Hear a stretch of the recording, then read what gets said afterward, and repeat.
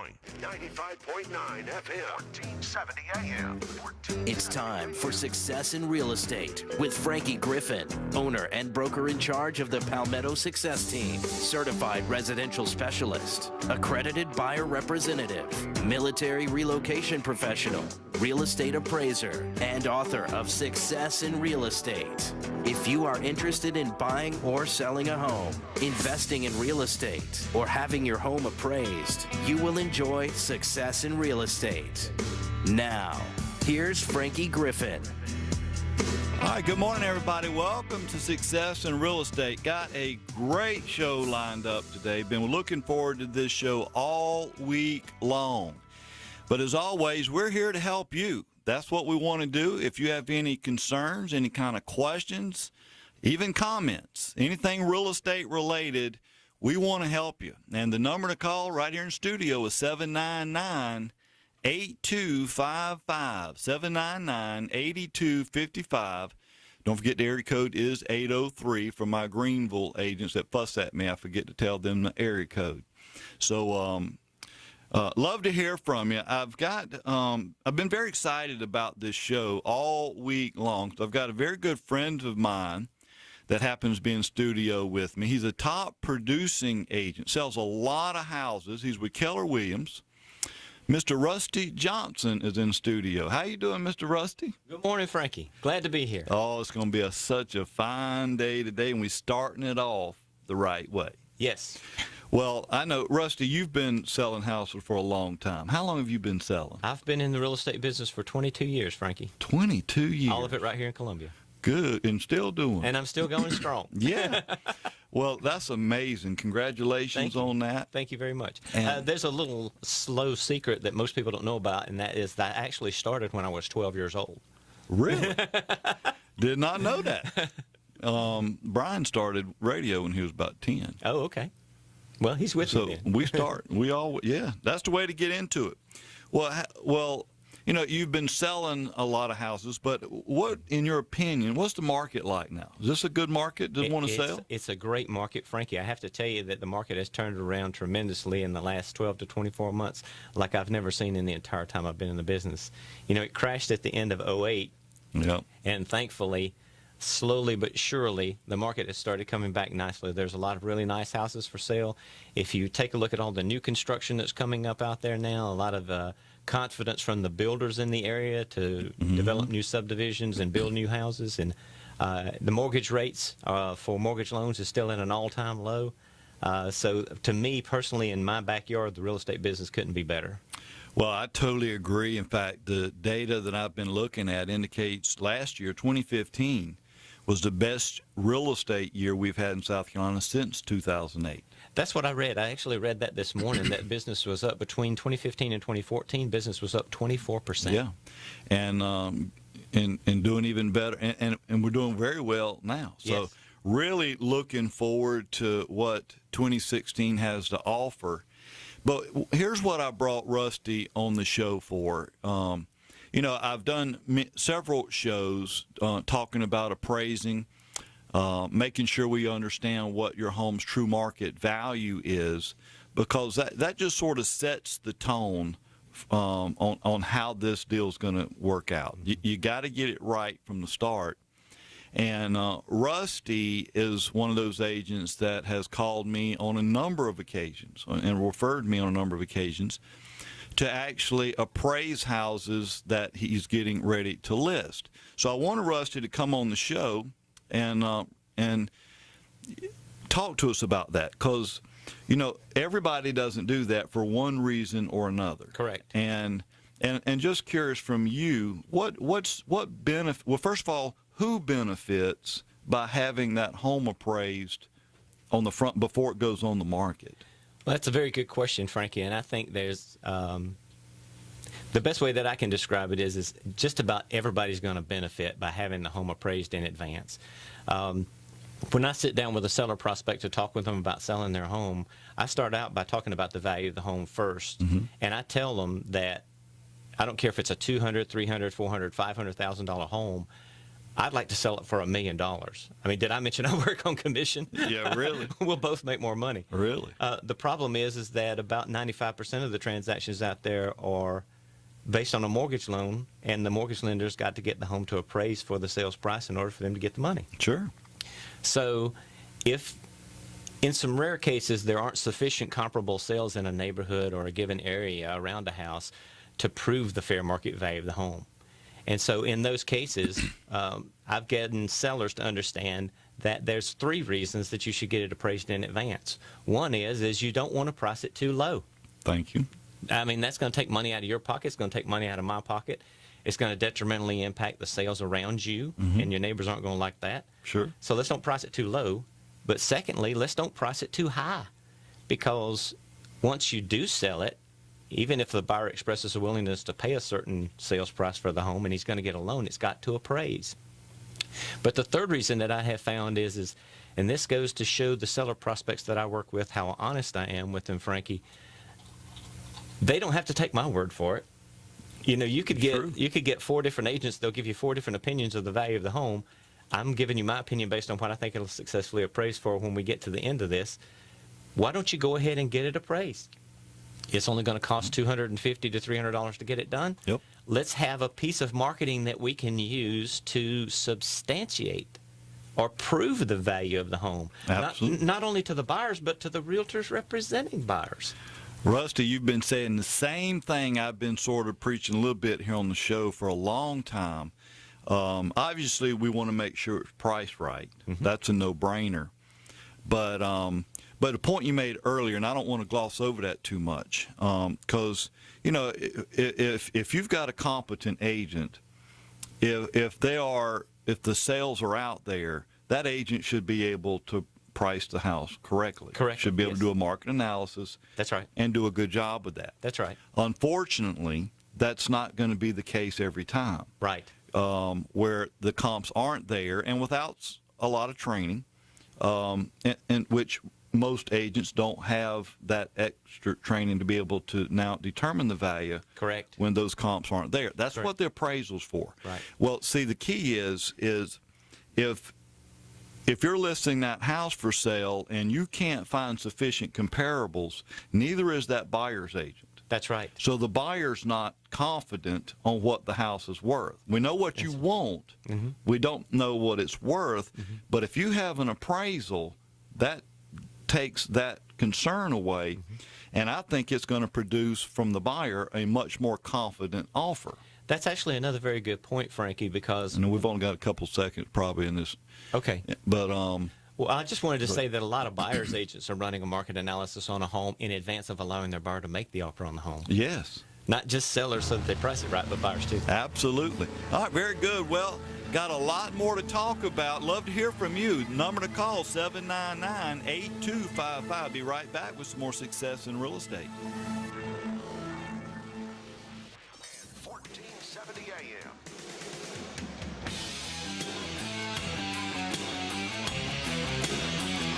All right, good morning again. Welcome back to Success in Real Estate. I'm Frankie Griffin, realtor and appraiser. Looking forward to helping you. If you have any questions or any comments this morning, the number to call is 799-8255. 799-8255. And in studio with me, I've got top producing sales agent Rusty Johnson with Keller Williams. Looking forward to talking some more with Rusty. But we do want to go straight to our phone lines real quick. Well, first up, I think we've got DJ. How you doing, DJ? Hello. Thank you for taking my call. I have a question for Rusty. DJ, you're cutting out on me a little bit. In fact, we can't even make you out. Can you hear me? I can. Oh, okay. Got you now. Go ahead. I have a question for Rusty. When I'm selling my house and I'm hiring an agent, value is very important to me, and I like the approach that you're taking. But then once I have the value, what am I getting for? I'm paying for the appraisal. why wouldn't I just market the property myself? I already know what it's worth, and I have an appraisal to prove that. So, how do you justify getting involved in the transaction? Well, that's a great question, DJ. I work with a lot of people who are for sale by owner, and that, I'm assuming that's what you're suggesting is once you've got confirmation of the value of the property, what's wrong with marketing it yourself? And that's a great question, and I've never had an argument with anybody that wants to market their home for sale by owner, because if you're able to sell it yourself, then you save the sales commission that the real estate agencies charge. No argument. The key is going to be, can you get it enough exposure, DJ, to not only the buyers but the potential realtors representing buyers out there? If you look at the statistics, National Association of Realtors says that most sellers are only about 15% effective in selling the home on their own. But my sentiment would be that the best thing for you to do is get the value, try it yourself. If it works out, great. If you want to talk to me, I'll give you some suggestions on how you can get more exposure to your buyers for free. If that works for you, tell everybody Rusty's a good realtor. But if it doesn't work, call me back. We can sit down, share a glass of iced tea, and talk about what I can do to help you. And DJ, if I could just sort of add my little 2 cents worth, I'll just tell you, and those that have sold their house would probably testify to this, I don't know of anything more inconvenient than trying to sell your home, especially if you live there. It's going to be inconvenient for all kind of reasons. You got people coming in at the very time you don't want them to, probably. Mm-hmm. But with Rusty or with an agent, you've got somebody that can meet them, can take care of them, handle the situations for you, and it takes a lot of the emotion out of it. And that's where you can really have a problem trying to do it yourself. If you allow your emotions to start dictating your business decisions, it can come back and haunt you. Well, I appreciate that information. I'll tell you, I'm thinking about taking some real estate classes. Do you offer any kind of discount at your school? Well, just because you asked, DJ, I tell you what, I'll give you $50 on the class if you want to take it, and we'd love to have you. Well, that's very generous. I appreciate that. I may just take you up on it. Very good. Thank you for the program. All righty, take care, buddy. All right, bye. All right, we got another phone caller, so let's go straight to him. We got Bo. How you doing, Bo? Hey, y'all. Thank you for taking my call. Enjoying the program. I guess my question, I haven't been listening all morning, but I'm interested myself in possibly making a career change into real estate. What would be my steps? What would I need to do, or what should I do to get the ball rolling, I guess? Well, hey, I appreciate that. And maybe one day you'll be the next Rusty Johnson of real estate. You're too kind. But I would encourage everybody go to the realestateschoolforsuccess.com. That's the website. realestateschoolforsuccess.com. You'll find all the information I think you'll need right there. But then if you don't get everything you need, or if you're not sure, just give us a call. All our contact information is on that website. But I tell you what, Bo, just because you did call in, and I think the caller before, DJ, actually was interested in taking class, and I gave him $50. So if you want to go to the Real Estate School for Success, I'll give you $50 off of the class for yourself. How about that? Awesome. Well, that sounds good. Well, maybe I'll see you on my road to real estate success. Then I appreciate the offer, and I'm enjoying the show. Y'all have a very blessed day. Thank you. Thank you. Have a good one. All right. Well, next up, we've got everybody's favorite mortgage go-to gal, Miss Erica Hill West. She's with Mortgage Network. How you doing, Miss Erica? I'm doing great. How are you, Frankie? Oh, this is such a fine day today. It is. It's beautiful. Oh, it's going to be gorgeous. Brian said we're going to have tropical weather. It's just going to be gorgeous. It's going to be wonderful. Yes. You been busy? Yes, sir. Financing them houses. Yes. I mean, we have rates are low. We'll see what they do today. We have some payroll coming out and see what the rates do, but they're really low. I mean, I think I locked a 30-year conventional for 3.75 this week. Awesome. Oh, wow. amazing. It right? is. It is. That's great. I mean, it's not, everybody keeps comparing it to 2012 and 13 where it was like 3 and 8. But 3.75, if you're under 4, that's phenomenal. It is. I can't communicate that enough to people. No, you're exactly right, and I think it's going to be going up. Before it's over with, we're going to see that 7, 8, 9%, if not more. We've been saying that for years, Frankie. Yeah, but I'm going to keep saying it. But you're right. You're right. It just can't. You wouldn't think it can just stay where it's at. But hey, right now it's a perfect time to buy. And if you haven't refinanced, I mean, good grief, that could be tremendous savings. In fact, what rate would you say today, if you have it, that we might want to reconsider refinancing?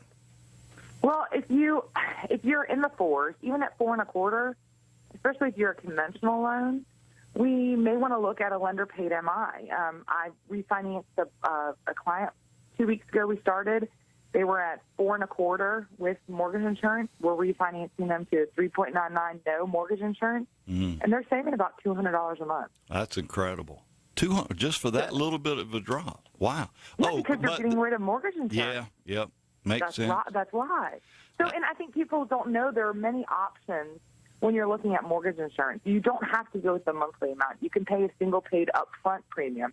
You can do a lender paid premium. So instead of going for, I think at that point rates were about 3.875 for just standard, and the LPMI was at 3.99. So it wasn't a bad deal. It actually is saving them, $2,400 a year. That's nothing to scoff at. That's a significant savings. Sure. Well, let me ask you a question that I had a client ask me this past week, and which I thought was a great question, because a lot of people don't understand this. They look on their whether it be the good faith estimate, or in some cases now what they call the new closing disclosure. They'll see the rate on there, and in fact, they told me, he goes, Frankie, this is not what my lender said my rate was going to be. What they were pointing at was the APR, and not the interest rate. What's the difference between the interest rate and the APR? Why is there two different rates? The APR is the annual percentage rate. So that figure takes into consideration all costs associated with getting the loan, which, as most of you know, you're not financing in closing costs and prepays and inspections and all of those other fees that are associated with getting a mortgage. And that APR is to show you what the true cost of your loan is, expressed in a yearly percentage with all the fees and all the interest and everything added together. The purpose of the APR is really for shopping purposes. If you are looking through, Bank A, and they're going to give you 3.75, and Bank B is giving you 3.75, you really need to look at their APR. It's the easiest way to see whose fees are lower, because that is calculated into the APR. And one of the things, let me just, and I hate, because we got less than a minute, so I want to throw something out there. Sorry. It is possible, and I'm asking this, it is possible that you could go with the loan with a higher interest rate and it be the cheaper loan. Sometimes, yes. Yes, because of fees and so forth. But it's certainly worth looking into. If you have any questions about any of this stuff, you need to get in touch with Erica. So, Erica, real quick, how can we get in touch with you? You can reach me on my cell. That number is 803-528-5019. You can email me at ewest@mortgagenetwork.com, or you can find me on Facebook. Just search for The Mortgage Go-To Gal. You're perfect. I hope you have a great weekend, Miss Erica. You too. Thanks, Frank. All right, we'll be right back to talk with Rusty Johnson on Success in Real Estate. You hang in there.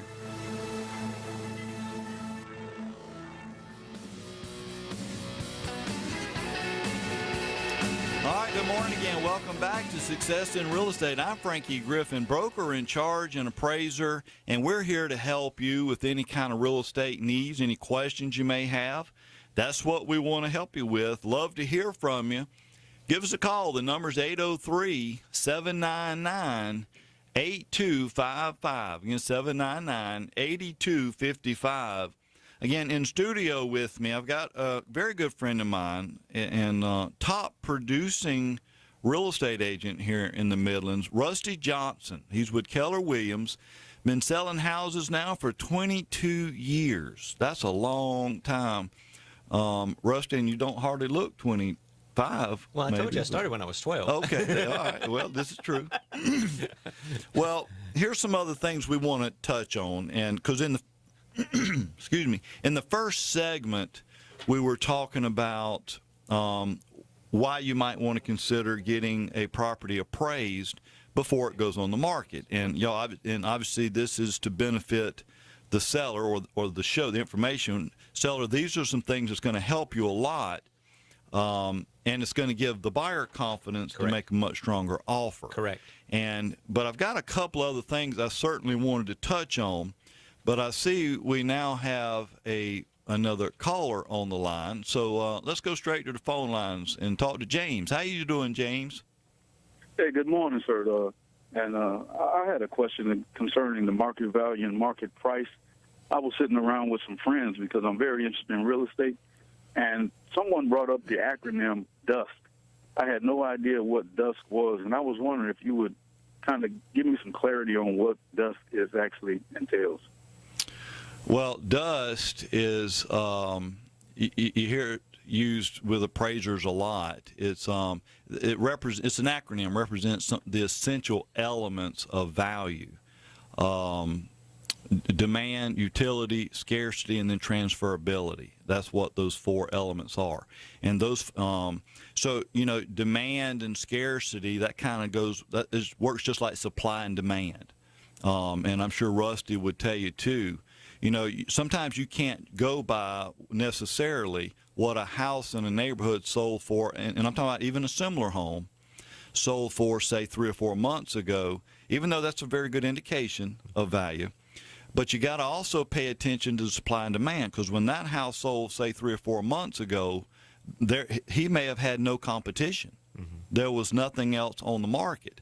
Now you're looking at putting yours on the market. Well, so have 5 or 6 or 7 others right there. That's going to affect it, that supply and demand, because now you got a lot more supply.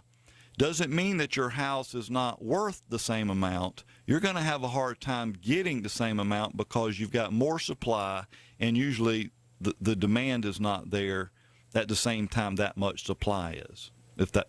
You follow me there? Yes, sir. Yes, I do. And was that the question? I forgot what your question was now, but yeah, those are just essential elements of value. That's what that is, James. Okay. Well, thank you very much, sir. And is your school located in the Columbia area? My real estate school? Yes, sir. It is. It's right off the St. Andrews Road. Okay. Now, is there any benefits for me coming to your school? Yes. You get the best. I get the best. Yeah. No, well, I think we are. Not everybody may agree with that, but I think we do a good job, and I know our students enjoy it. We try to make class fun. It's not dry. It's not boring. I think we have fun, and we'd certainly, if real estate is something you're interested in, James, I would love for you to come visit sometime. Help you out a little bit. Okay, and I heard earlier the callers they had got a little incentive to come. Could I get that same incentive? Well, I'm going broke, but I will for you, James. I'm going to give you $50 as well. How about that? That'd be great, sir. Thank you very much. Well, you come on to the school and we'll hook you up. All right. God bless. All right. Take care. All right. So back to what we were talking about. Another significant advantage in having the appraisal done is you now know the correct or accurate heated square footage of the house. That's right. And Rusty, you know as well as or better than anybody, when you advertise or list that property for sale, that square footage better be accurate. That's right. It's my experience, Frankie, that's the first thing a buyer will sue you over is misquoting the square footage, particularly if you quote it too high. They're never going to say anything if you quote it too low. But, yeah. But the seller might. They want to make sure that they're getting their money's worth just like everybody else. You're right. So that's a great way to ensure that is to measure it for an appraisal. Well, and in fact, an example of that, I was actually, this was probably 3 or 4 months ago now, But I remember I went on 3 listing appointments in the same week, and all 3 of them, all 3 appointments resulted in the exact same issue.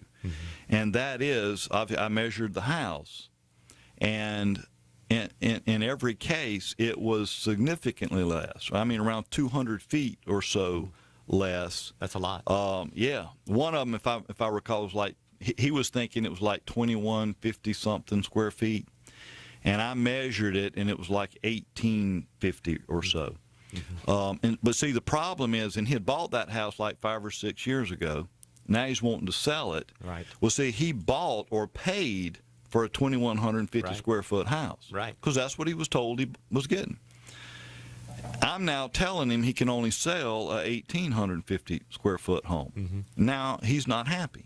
He must have paid cash for it when he bought it, because it should have been measured when he bought it by the appraiser representing the lender when he bought it. But he must have paid cash for it, or there was a mistake in the appraiser's measurements the first time. Well, and this is true, but sometimes, but sometimes that it doesn't always work out that way. Right. In fact, I just got through appraising another house this past week, and the MLS showed, I forget the number. You do so many, I forget the exact numbers. But what I actually measured it to be was close to about 150 feet or so less than what was being reported. The saving grace for the seller, they had just completed almost a complete renovation. So, I mean, everything in the house was new. Right. New flooring, new appliances, you name. I mean, it was very nice. So even with the lesser square footage, it's still appraised.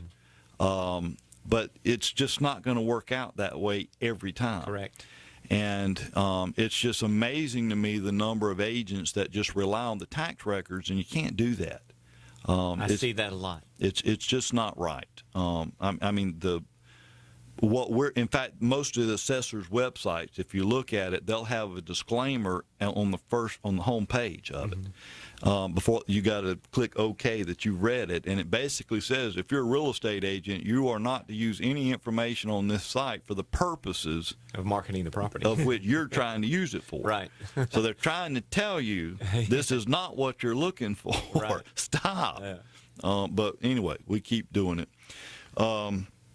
But here's something else I wanted to really hit on. How much time we got, Brian? 1 minute, naturally. Okay.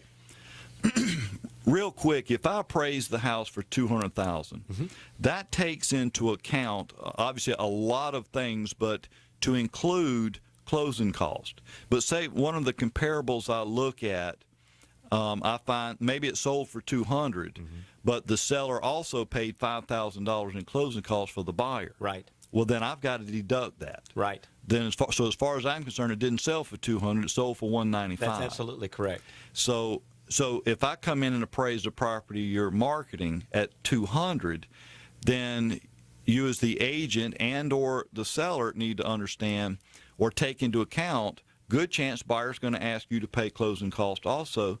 So I wouldn't have an issue if I appraised it for $200,000 if you actually listed it for, say, $205,000. Right. And then maybe even a little bit more just for room to negotiate. Sure. So when I say $200,000, I'm thinking that's the most probable price you're probably going to wind up selling it at. Right, exactly. But anyway, got some more we want to talk about there. Love to hear from you, 799-8255. Be right back with some more Success in Real Estate.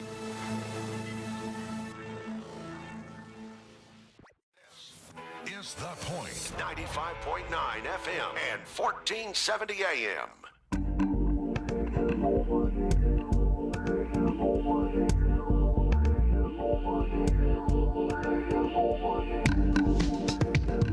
Here's Frankie Griffin with your weekly featured property on Success in Real Estate. All right, good morning again. Welcome back to Success in Real Estate. Again, I'm Frankie Griffin, broker in charge and appraiser. Thank you for joining us this morning. Having a great time in studio with my buddy Rusty Johnson with Keller Williams. And but again, we want to help you. If you have any questions, any comments, number to call 799-8255. Again, this is the last segment here for this week on Success in Real Estate. So give us a call, 799-8255.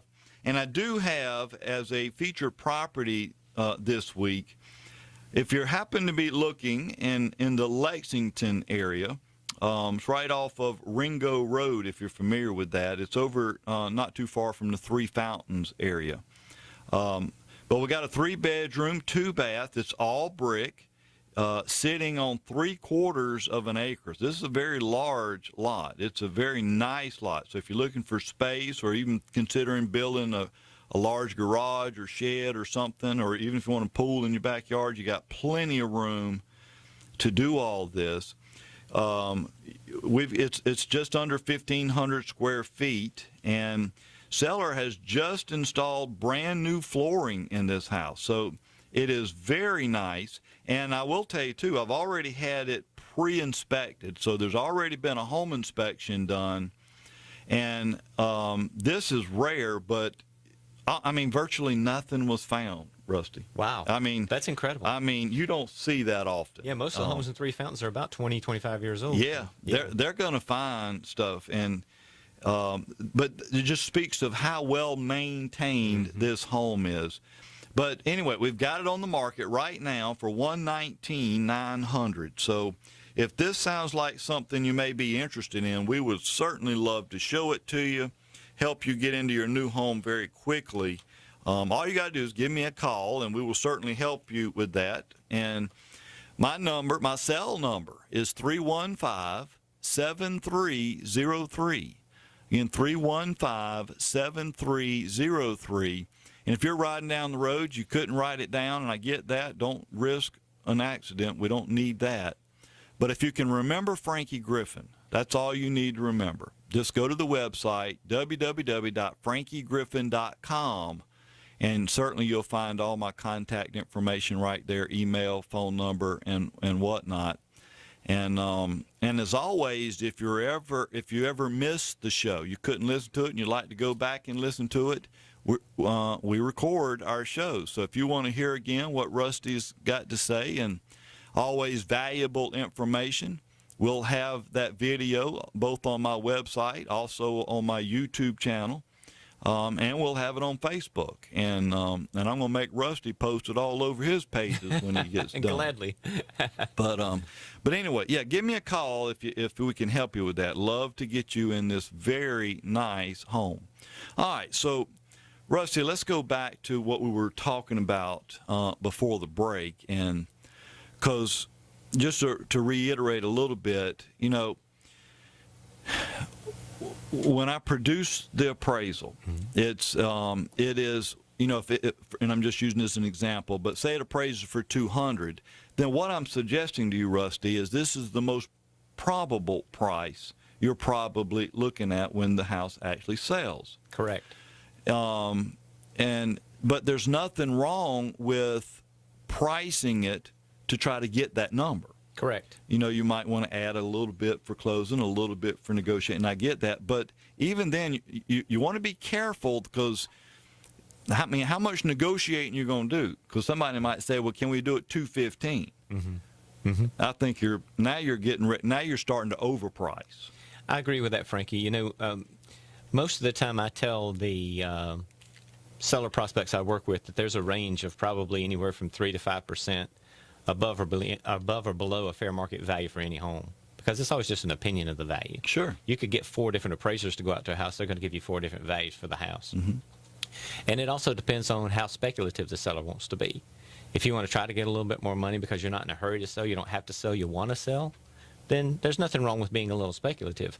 But, you know, we've got a tried and true rule at Keller Williams with the training that I got and the training I provide the new agents that join our company, that if you start getting a lot of days going by without getting any showings, it's probably overpriced. Absolutely. Or worse yet, if you're having showings but no offers, it's definitely overpriced. So absolutely. You need to make that adjustment when you do that. Yeah. And then the other thing that sellers try to, I wish would understand a little better, you know, if, you know, we agree to list it at the, let's say 208, 209. But we've already discussed this. The house is probably likely going to sell about 200. Right. But we price it in a way to try to get an offer that we expect and need to sell it for. Right. Right. So if you do get an offer, seller, for say 200, do you really need to counter that? Exactly. I mean, why do you want to play the game? Let's get it sold. Yeah. We accomplished what we were looking for. Right. But for some reason, sellers are thinking once it goes on the market at 208, then the value's now they're stuck with that. Right. That's right. That's right. And I understand that. Now, I wish we could just say, it's worth 200. We're going to list it for 200, and somebody's going to buy it for 200. Yeah, but that's not true. Yeah. That's the equivalent of paying full sticker price for a car. Yes. Nobody does that either. Right. There's always some negotiation, so you need to be prepared for that. And I do that with seller clients too. Give them a reasonable expectation of what to expect from the sale. And and just sort of as a go by, and I've noticed this over the years. In fact, I'd love to have your thoughts on this. And maybe there was an email that went out several years ago, and I missed it or didn't see it. But one thing I've noticed, if you have your home reasonably priced, when an offer comes in, I mean, it will almost to the penny be about 3% less than whatever you listed it for. Almost always. Almost always. So I guess there's something in the agent's mind, thinking the buyer's agent. Well, obviously we're not going to offer full price. Right. 3% seems reasonable. We'll just knock 3% off of it, and we'll start there. Or more. I mean, I tell sellers all the time, the buyer's agents in our market are trained that you don't want the sellers to accept your buyer's first offer, because if they do, your buyer's going to spend the rest of their life wondering how much lower they could have gone and got it. You're exactly right. So expect it to be ridiculous. But it's not show friends, it's show business. Don't get emotional about it. You're right. Let's go back and say thank you for offering on this house as opposed to one of the other ones you had to choose from. But in order to net what we need to net, here's what we're going back at. And you're exactly right. And as a caveat to that, seller, when they do come in, what you feel like is a low ball. Yeah. And I understand, and I do. That's very frustrating, and to the point where a lot of sellers feel very insulted. Right, they do. They get emotional. And very much so. Yeah. But you got to come back. Just counter. You do. The buyer most likely is just trying to see how serious you are. Where do you just stand? like you would, Mr. Seller, if you were buying a home. Yes. Because you were in that same boat, you'd be doing the Exactly. same thing. So you got to come back. You got to counter back. Even if you listed at 200 and you're just hard and fast, that's what you want, then counter back at 200. Exactly. At least now the buyer knows, okay, well, if I want the house, I got to pay 200. And I have had, Frankie, a few rare occasions where, for example, I've had a home listed for sale for 200 and a buyer's agent comes in at 150, and then we'll counter it back at 210. And the buyer's agent will say, that's ridiculous. And Yeah. I'll tell them, well, no more ridiculous than your buyer's offer. You're exactly right. And I use that in the classroom. So if you want to get real and you want to buy the house, let's come back with a reasonable offer. Exactly. But one thing we know for sure is, seller, if you just flat out reject it and don't counter, don't respond, what I can tell you is this: rejection results in a 0% chance of it selling. That's correct. Zero. I use that same thing. Yes. We may not get to where we need to get for it to be acceptable and close, but we know rejection, there's no chance. At least counter it something. Yes, absolutely. So, this is a lot of good stuff, and we could sit here and talk forever on all this stuff, but Brian's giving me the finger. The 1 minute finger. Yeah. Oh, is that what that is? Yeah. But, this has been a lot of fun, Rusty. I can't thank you enough for even coming in. Well, I got to say, Frankie, this is one of my bucket list items I can now strike off, and it's actually been a privilege and an honor to be here with you and your listeners today. I mean that. Well, it's always fun, and you know what? If you're getting ready to sell or buy, make sure you get somebody that has done this little while, that's competent enough, that understands the issues. And most importantly, and for agents out there, our buyers and sellers, they're going to be emotional. That's right. It's an emotional thing. That's right. Transaction. It's one of the most traumatic times of people's lives. But what we're paid for, we have to keep the emotion out of it. Correct. And I really hate it when some agents carry over, that emotion carries over to the agent, that the agent gets emotional. Not helpful for anybody. But Rusty, thank you so much for coming in. Thank you for listening. If there's anything we can do, go to my website, frankiegriffin.com. Thank you for listening to Success in Real Estate on the Point.